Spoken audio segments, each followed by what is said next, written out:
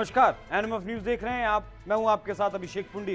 भारत की शक्ति को जिसने भी ललकारा उसने मुंह की खाई है। आज तकनीक से लेकर सुरक्षा तक के क्षेत्र में भारत ने नई ऊंचाइयां हासिल की हैं। प्रधानमंत्री नरेंद्र मोदी के नेतृत्व में भारत लगातार आगे बढ़ने का काम कर रहा है। इतिहास गवाह है, जब जब भारत को कोई भी चुनौती मिली है तो देश ने सर्वश्रेष्ठ प्रदर्शन किया है। इसी बीच भारत को एक और चुनौती मिली जिसे पार करने के लिए भारत ने तैयारियां शुरू कर दी हैं। ये चुनौती भारत को ओपन एआई के फाउंडर सैम अल्टमैन ने दी है। अल्टमैन पिछले दिनों भारत यात्रा पर थे। इस दौरान उन्होंने प्रधानमंत्री नरेंद्र मोदी से भी मुलाकात की, लेकिन अपनी भारत यात्रा के दौरान वो ऐसी बात कह गए जो तमाम भारतवासियों को चुभ गई। और अब भारत जवाब देने के लिए भी पूरी तरीके से तैयार हो चुका है। अल्टमैन भारतीय कंपनियों को चुनौती देकर गए हैं कि भारत आर्टिफिशियल इंटेलिजेंस मतलब एआई के मामले में अमेरिका की कंपनियों का मुकाबला नहीं कर सकता। मतलब अल्टमैन का सीधे तौर पर यह कहना है कि हम आर्टिफिशियल इंटेलिजेंस नहीं बना सकते जो अमेरिका ने बनाई है। शायद वो भूल गए कि नया भारत अब तकनीक में बहुत आगे निकल गया है। भारत वो देश है जिसने दुनिया को पढ़ना लिखना सिखाया है, व्यापार करना सिखाया है। दुनिया का सबसे बड़ा विश्वविद्यालय नालंदा विश्वविद्यालय और तक्षशिला विश्वविद्यालय भारत में ही मौजूद थे, जिन्होंने भारत को विश्व गुरु बनाया। लेकिन शायद कुछ लोग हैं जो इस बात को भूल गए और भारत को चुनौती दे बैठे। अल्टमैन की चुनौती का जवाब अब मिल चुका है। दरअसल गूगल भारत और साउथ ईस्ट एशिया में वाइस प्रेसिडेंट रहे राजन आनंदन ने एक इवेंट के दौरान उनसे पूछा था क्या भारत चैट जीपीटी जैसा एआई टूल बना सकता है। इस पर अल्टमैन ने कहा, जिस तरह से एआई काम करता है उससे आपके लिए हमारे साथ कंपीट करना होपलेस है। ट्रेनिंग फाउंडेशन मॉडल्स आप ट्राई भी नहीं कर पाएंगे और वैसे भी कोशिश करना आपका काम है।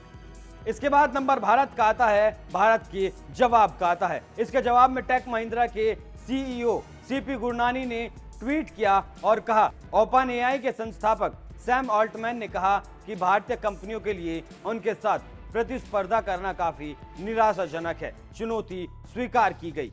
वैसे अगर देखा जाए तो एआई मसले पर भारत को चुनौती देकर एक तरह से अच्छा ही किया है। अब भारत के पास जवाब देने का मौका भी है। भारत की कई तकनीकों ने दुनिया में अपना लोहा मनवाया है। यूपीआई इसका सबसे बड़ा उदाहरण है। यूपीआई ट्रांजैक्शन में भारत आज सभी देशों को पछाड़कर नंबर 1 पर पहुंच चुका है। आज पूरी दुनिया में इस उदाहरण का डंका बज रहा है और कई देश इस तकनीक को अपना भी चुके हैं। यहां तक कि भारत को चुनौती देने वाले अल्टमैन का देश अमेरिका में भी यूपीआई जैसा सिस्टम बनाने के लिए अब डिमांड की जा रही है। अब जो अमेरिका अभी तक यूपीआई नहीं बना पाया, वहां के अल्टमैन भारत को चुनौती दे रहे हैं। वैसे तो अमेरिका को फाइनेंस के सेक्टर में दुनिया का लीडर माना जाता है, लेकिन वो भी यूपीआई जैसे सॉलिड सिस्टम बनाने में नाकाम रहा। यूपीआई उदाहरण है इसका कि भारतीयों ने क्या कमाल करके दिखाया है। अल्टमैन शायद ये भी भूल गए कि दुनिया की बड़ी बड़ी कंपनियां भारत में मैन्युफैक्चरिंग के लिए आ रही हैं। गूगल, माइक्रोसॉफ्ट और एडोब जैसी कई टेक कंपनियों में शीर्ष पदों पर आज भारतीय बैठे हैं। आईएमएफ और वर्ल्ड बैंक जैसी कई संस्थाओं को भारतीय या भारतीय मूल के लोग संभाल रहे हैं। कोरोना काल में जब दुनिया को वैक्सीन की जरूरत पड़ी तो भारत ने उसकी डिमांड को पूरा किया।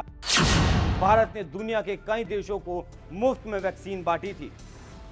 ये इस बात का उदाहरण है कि भारत को आपदा को अवसर में बदलना आता है। अमेरिका की स्पेस एजेंसी नासा में भारतीय मूल के वैज्ञानिकों की अच्छी खासी तादाद है। इतना ही नहीं, ब्रिटेन समेत दुनिया के कई देशों की नेशनल हेल्थ सर्विसेज पूरी तरह भारतीय डॉक्टरों के हवाले है। अल्टमैन शायद नहीं जानते कि भारत को चुनौती देकर उन्होंने कितना बड़ा काम किया है। भारत ने टेक्नोलॉजी का इस्तेमाल हमेशा मानव कल्याण के लिए किया है और वो दिन दूर नहीं जब भारत से निकली हुई एआई की कोई तकनीक मानव जीवन को सरल बनाने के लिए दुनिया का मार्गदर्शन करेगी। आप इस खबर पर क्या राय रखते हैं, हमें कमेंट कर जरूर बताएं। नमस्कार।